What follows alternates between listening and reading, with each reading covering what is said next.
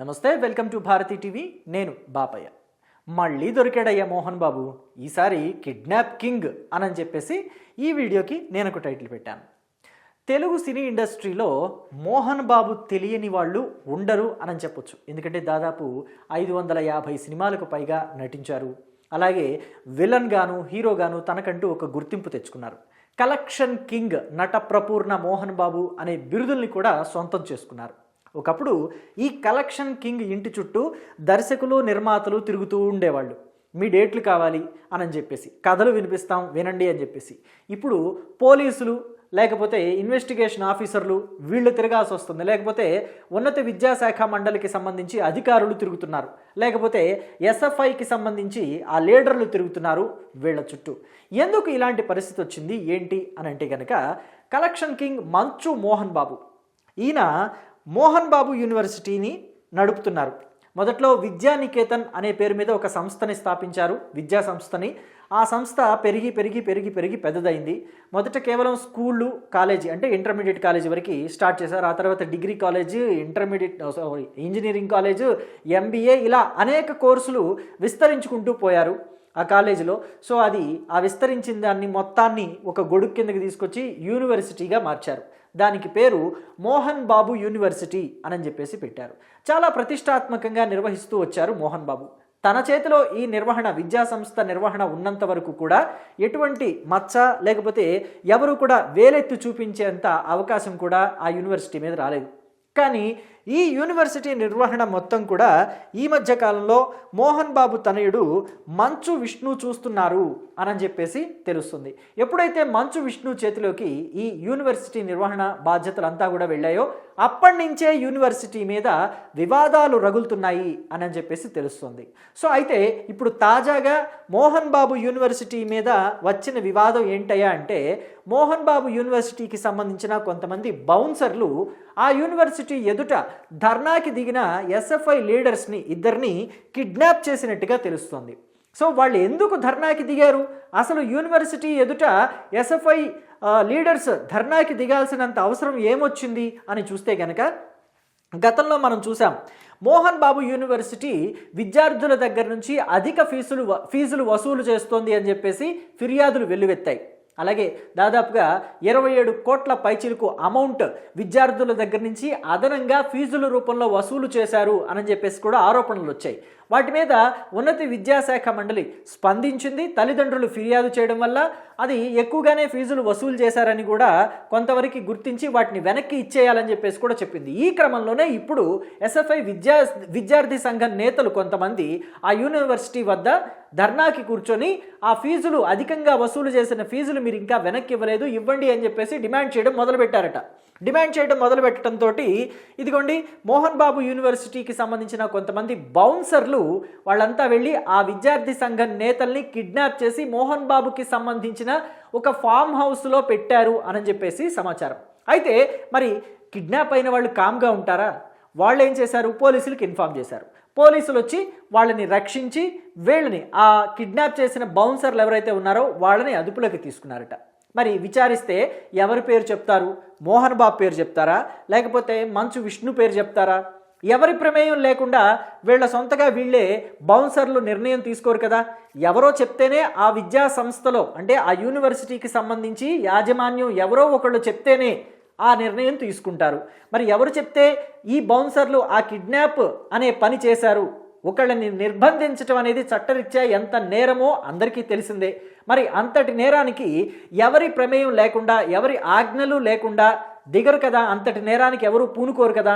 So మరి ఎవరు చేయించారు అనేది పోలీసుల విచారణలో తేలాల్సి ఉంది. అయితే మోహన్ బాబు యూనివర్సిటీ విషయంలో గతంలో కూడా కొన్ని వివాదాలు రగిలాయి. ఈ క్రమంలోనే అంటే మంచు విష్ణుకి మంచు మనోజ్కి కూడా మనస్పర్ధలు వచ్చాయి అని చెప్పేసి మనం గతంలో కూడా చూసాం. అయితే ఈ యూనివర్సిటీలో కూడా కొన్ని సందర్భాల్లో గొడవలు జరిగినప్పుడు మోహన్ బాబు ఏకంగా మీడియా ప్రతినిధుల మీద కూడా దాడి చేసిన విషయాన్ని మనం మర్చిపోలేం. అయితే ఇక్కడ మంచు విష్ణుకి సంబంధించి మంచు మనోజ్ ఏం చెప్పారంటే, గతంలో యూనివర్సిటీలో అక్రమాలు జరుగుతున్న మాట వాస్తవమే, నేను ఆస్తుల కోసమైతే ఎక్కడా కూడా మా ఫ్యామిలీ మీదకి గొడవకి దిగలేదు, నేను కేవలం యూనివర్సిటీలో విద్యార్థులకి జరుగుతున్న అన్యాయాలకి పట్లే మాట్లాడుతున్నాను, వాళ్ళకి అన్యాయం చేయడం కరెక్ట్ కాదని చెప్పేసి నేను గొంతెత్తినందుకే నా మీద ఈ నిందలు వేసి నన్ను కుటుంబానికి దూరం చేస్తున్నారు కొంతమంది అని చెప్పేసి నర్మగర్భంగా విష్ణునే టార్గెట్ చేశాడు మంచు మనోజ్. అయితే మంచు మనోజ్ మీద మోహన్ బాబు తీవ్రమైన ఆగ్రహాన్ని వ్యక్తం చేశాడు. తన చిన్న కొడుకు మీద అంటే కోపాన్నంతా కూడా చూపించాడు. పోలీస్ స్టేషన్లో కేసు కూడా పెట్టాడు. అయితే గతంలో ఏదైతే ఆరోపణ వచ్చిందో దాని మీద ఈ విద్యాశాఖ కూడా స్పందించింది అప్పట్లో. సో అయితే విద్యాశాఖ ఏమంది అనేది కూడా మనం ఇక్కడ చూస్తే, మోహన్ బాబు ప్రైవేట్ యూనివర్సిటీకి భారీగా ఎదురుదెబ్బ తగిలిందనే చెప్పొచ్చు. విద్యార్థుల నుంచి అధిక ఫీజులు వసూలు చేయడం, ఆదాయాన్ని వెల్లడించకపోవడంపై ఉన్నత విద్యా నియంత్రణ పర్యవేక్షణ కమిషన్ కొరడా జుళిపించింది. ఏకంగా 15 లక్షలు జరిమానా కూడా విధించింది. అయితే అక్రమాలు ఏమీ జరగలేదు అని అంటే ఫైన్ ఎందుకు వేస్తారు? ఏదో జరిగింది కాబట్టే ఫైన్ కూడా వేశారు అప్పట్లో. 2022 నుంచి 2023 అలాగే 2024 సెప్టెంబర్ వరకు విద్యార్థుల నుంచి 26.17 కోట్ల రూపాయలు అదనంగా వసూలు చేసినట్లు కమిషన్ గుర్తించింది. మరి ఆడిట్ అంతా జరిగితేనే కదా నిజ నిర్ధారణ జరిగి 26.17 కోట్ల రూపాయలు అదనంగా వసూలు చేశారని చెప్పేసి గుర్తించబడింది. ఈ మొత్తాన్ని విద్యార్థులకు 15 రోజుల్లోగా తిరిగి చెల్లించాలని ఆదేశించింది. ఈ మేరకు సెప్టెంబర్ 17న కమిషన్ ఆదేశాలు జారీ చేయగా ఆ వివరాలను వెబ్సైట్లో కూడా ఉంచింది. అంతేకాదు వరుస అవకతవకలకు పాల్పడుతున్న యూనివర్సిటీ గుర్తింపును రద్దు చేయాలని ప్రభుత్వానికి ఉన్నత విద్యా నియంత్రణ కమిషన్ సిఫార్సు చేసింది. అంటే యూనివర్సిటీ మోహన్ బాబు యూనివర్సిటీ అని ఉంది కదా, దాన్ని రద్దు చేసేసి ఇంతకు ముందులాగా మరి విద్యానికేతన్ అనే పేరుతోటి దాన్ని రన్ చేసుకోవాలి. దాన్ని కూడా తీసుకువెళ్ళి అయితే SV university Shri Venkateswara university ఉంది కదా దాని కింద కలపాలి అని చెప్పేసి కొంతమంది డిమాండ్ చేశారట. ఆ క్రమంలో మరి ఎందుకని చర్యలు తీసుకోలేదనేది తెలియాలి. 3 ఏళ్లుగా ఫీజుల రూపంలో విద్యార్థుల నుంచి 26.27 కోట్లు అదనంగా వసూలు చేశారని తల్లిదండ్రులు ఫిర్యాదు చేయడంతో ఈ వ్యవహారం వెలుగులోకి వచ్చింది. మనం ఇందాక చెప్పుకున్నాం ఆల్రెడీ, తల్లిదండ్రులు ఫిర్యాదు చేస్తేనే ఈ వ్యవహారం గతంలో వెలుగులోకి వచ్చిందని. ఇక ప్రత్యేక కమిటీ విచారణ అనంతరం ఉన్నత విద్యా కమిషన్ మోహన్ బాబు యూనివర్సిటీకి 15 లక్షల జరిమానా విధించింది. విద్యార్థుల నుంచి అదనంగా వసూలు చేసిన ఆ సొమ్ముని తిరిగిచ్చేయాలని ఆదేశాలు కూడా జారీ చేసింది.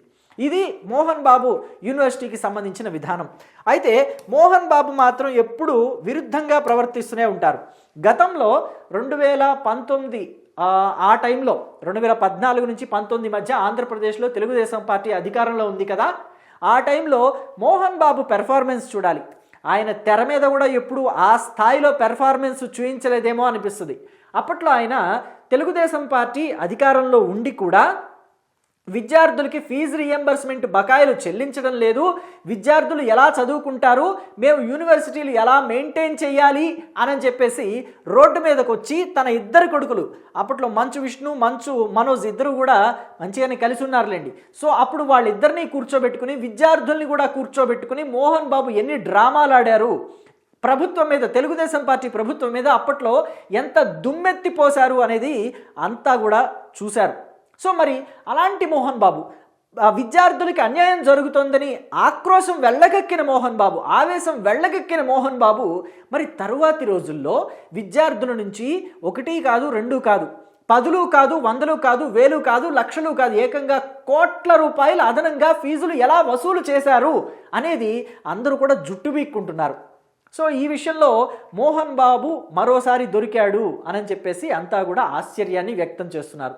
ఇప్పుడు తాజాగా ఆ ఫీజు వసూలు చేసిన ఫీజు వెనక్కి ఇవ్వండి, మీరు విద్యార్థులకి వెనక్కి ఇవ్వమని చెప్పేసి ఎప్పుడో 2025-24 ఆ టైంలోనే చెప్తే మీరు ఇప్పటి వరకు ఎందుకు వెనక్కి ఇవ్వలేదు, ఇది ఫిబ్రవరి 2026 అని చెప్పేసి విద్యార్థి సంఘం నేతలంతా కూడా అక్కడ ధర్నా చేయడానికి వెళ్ళినందుకు వాళ్ళనే కిడ్నాప్ చేసే స్థాయికి మోహన్ బాబు దిగజారిపోయారా అని చెప్పేసి అంతా ఆశ్చర్యాన్ని వ్యక్తం చేస్తున్నారు. అయితే ఇది మోహన్ బాబు ఆదేశిస్తేనే జరిగిన కిడ్నాపా, లేకపోతే విష్ణు ఆదేశిస్తే జరిగిన కిడ్నాపా, లేకపోతే వాళ్ళిద్దరికీ తెలియకుండా యూనివర్సిటీలో యాజమాన్యం అంటే పై స్థాయిలో ప్రిన్సిపాళ్ళు కరెస్పాండెంట్లు ఇట్లా ఉంటారు కదా, వాళ్ళు ఆదేశిస్తే జరిగిన కిడ్నాపా అనేది పోలీసుల విచారణలో వెల్లడి కావాల్సి ఉంది. మరి మీరేమనుకుంటున్నారు? మోహన్ బాబే ఈ కిడ్నాప్ చేయించుంటాడు అని మీరు అనుకుంటున్నారు? ఎందుకంటే మోహన్ బాబు ముక్కోపి కదా, సో ఆయనే కోపాన్ని తట్టుకోలేక ఎవడ్రా వాడు అక్కడ అల్లజడి సృష్టిస్తున్నాడు, తీసుకురండి లోపల పడేయండి అని చెప్పేసి ఆయనే ఆదేశిస్తే జరిగి ఉంటుంది అనుకుంటున్నారా? లేకపోతే విష్ణు చాలా కూల్గా డీల్ చేస్తూ ఉంటారు కదా ఇలాంటివి, సో అక్కడ ఎవరో అలజడి సృష్టిస్తున్నారు తీసుకొచ్చి లోపల వేయండి అని చెప్పేసి ఆయన చేయించి ఉంటాడు అనుకుంటున్నారా? మీ అభిప్రాయాన్ని కమెంట్ బాక్స్లో తెలియచేయండి. లేదా వాళ్ళిద్దరికీ తెలియకుండా స్కూల్లో యాజమాన్యం చేయించి ఉంటుంది అని అనుకుంటున్నారా? మీరేమనుకుంటున్నారో మీ అభిప్రాయాన్ని చెప్పండి.